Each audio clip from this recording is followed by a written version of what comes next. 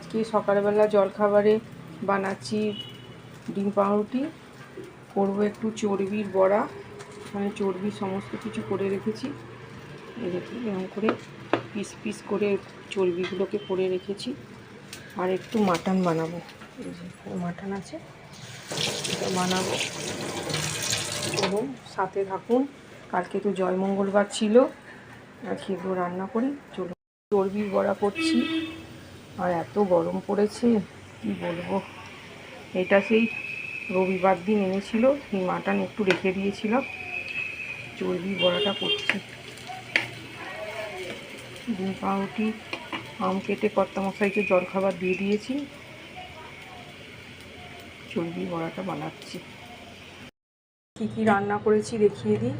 এখানে মিলেট বানিয়ে নিয়েছি, এই রান্না শেষ হয়ে গেল।